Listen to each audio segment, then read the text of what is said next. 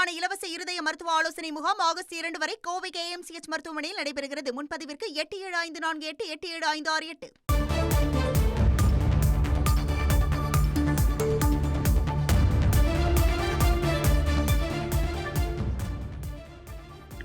மெட்ராஸ் உயர்நீதிமன்ற மதுரை அமர்வில் இன்று காலை திமுக உறுப்பினர் சேர்க்கையில் OTP பெற தடை விதிக்க ஒரு வழக்கு உத்தரவு பிறப்பிக்கப்பட்டது. இந்த உத்தரவு பிறப்பித்த நீதிபதிகளில் ஒருவரான நீதிபதி மரிய கிளாட் அந்த உத்தரவிலிருந்து சிறிது மாறுபட்டிருக்கிறார். சில இடங்களில் மாறுபட்டு அவர் தனியாக உத்தரவை பிறப்பித்திருக்கிறார்.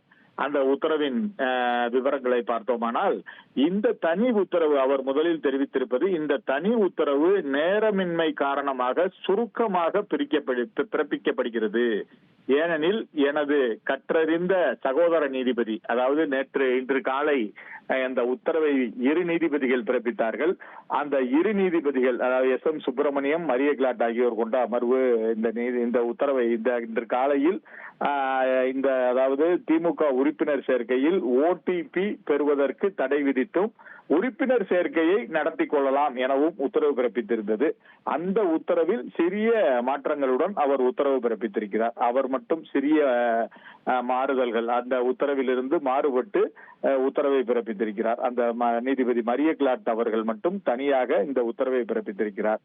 இந்த உத்தரவு நகல் இன்றே வெளியிட உத்தரவிட்டதன் அடிப்படையில் நான் இதை வெளியிடுகிறேன் என குறிப்பிட்டிருக்கிறார்.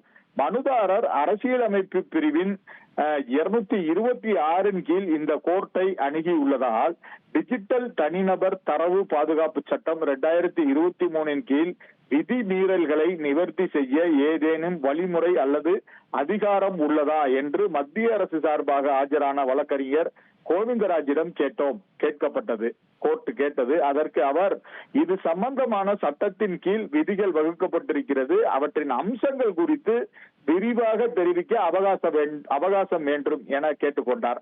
இந்த வழக்கில் எதிர்த்தரப்பினர் பதிலளிப்பதற்கு முன்பாகவே சகோதர நீதிபதி இடைக்கால உத்தரவை பிறப்பிக்க விரும்பினார். ஆனால் இந்த விவகாரத்தில் எதிர்த்தரப்பினர் பதிலளிக்க அவகாசம் தர வேண்டும் என்பது என்னுடைய கருத்து. இந்த விஷயத்தில் நீதிபதி மரிய கிளாட் அவர்கள் சிறிது மாறுபடுகிறார். அவருடைய கருத்தை தனியாக இப்பொழுது பதிவு செய்திருக்கிறார். அதாவது தனிநபர்களின் OTP தகவல்களை பெறுவது, தனிநபர்களின் தரவுகளை பாதுகாப்பது போன்ற விவகாரத்தில் சகோதர நீதிபதியின் முடிவில் உடன்படுகிறேன்.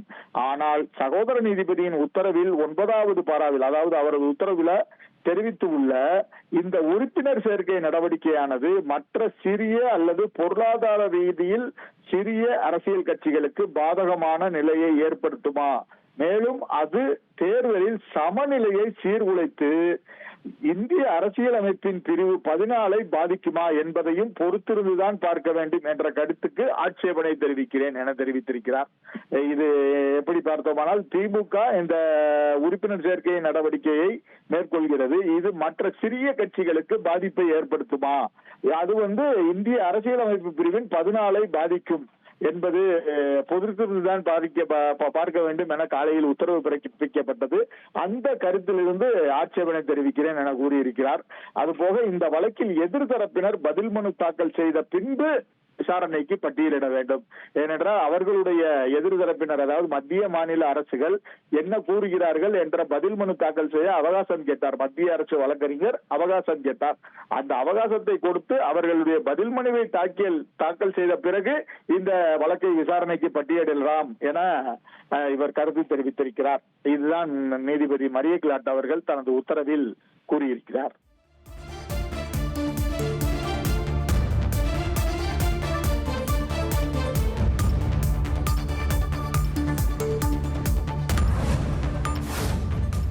குழந்தைகளுக்கான இலவச இருதய மருத்துவ ஆலோசனை முகாம் ஆகஸ்ட் 2 வரை கோவை KMCH மருத்துவமனையில் நடைபெறுகிறது. முன்பதிவிற்கு 8754887568.